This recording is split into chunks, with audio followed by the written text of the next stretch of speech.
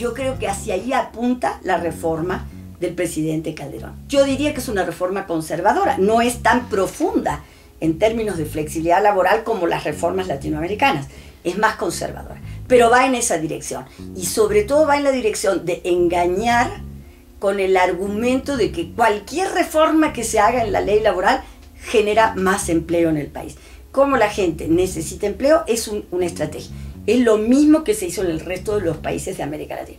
Hay un estudio que acaba de sacar la OIT en 2012, porque lo saca nuevamente el tema, porque el tema había ya dejado de ser importante en América Latina, porque toda la década del 2000 lo que hicieron los gobiernos latinoamericanos fue volver a proteger, eliminar los contratos temporales, reducirlos, elevar las indemnizaciones, proteger más a los trabajadores.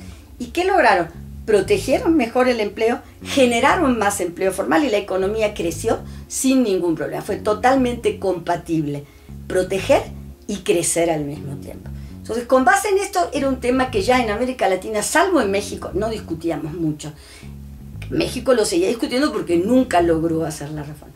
Pero, ¿qué pasó? Con la crisis 2008-2009, mismas recetas que hicimos y usamos en América Latina en los 90 para salir de nuestras crisis de la deuda, se tomaron como receta en los países europeos. Por ejemplo, de 27 países de la Unión Europea, 19 acaban de hacer reformas flexibilizando más todavía los mercados de trabajo. Entonces la OIT vuelve a la Organización Internacional de Trabajo a hacer un estudio de reflexión teórica y empírica tratando de cuestionar este argumento de que a más flexibilidad, más generación de empleo. Y lo demuestra con la evidencia latinoamericana de los años 90.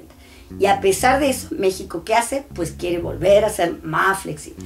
Bueno, como te digo, algunos ajustes me pueden parecer hasta lógicos. Esto del contrato de prueba puede tener sentido y quizás el contrato de aprendizaje, que creo que en el contexto mexicano no puede funcionar adecuadamente porque no tenemos un contrapeso entre trabajadores y empleadores, sindicatos medianamente razonables que ejerzan un contrapeso. Yo creo que no va a funcionar bien, pero no me parecería tan grave. Sin embargo, lo que me parece grave es decir que con eso resolvemos el problema del empleo o que mejoramos el empleo. Y todo esto lo repiten. Todo el mundo lo repite, académicos que no conocen el tema, que escriben porque no tienen otra cosa, yo creo, que hacer sobre lo que no saben en todos los periódicos, gente que es muy buena en otros campos, pero que no lo conoce y sin embargo opina y repite como merolico que las reformas estructurales en el mercado de trabajo van a generar más empleo. Y yo me pregunto, ¿qué reformas estructurales? Esta reforma del presidente Calderón no toca una sola estructura. La única reforma que toca alguna estructura es la reforma que plantea el PRD y que se hizo desde 1997, la primera propuesta, la segunda en 2002, la tercera en 2010 y ahora se acaba de presentar una nueva. Y esa sí es estructural porque toca desde el propio artículo 123 y propone el cambio de la Comisión Nacional de Salarios Mínimos, que nos llevó al salario más barato en América Latina. O sea, piensen ustedes que tenemos un salario equivalente a la mitad del salario de Paraguay.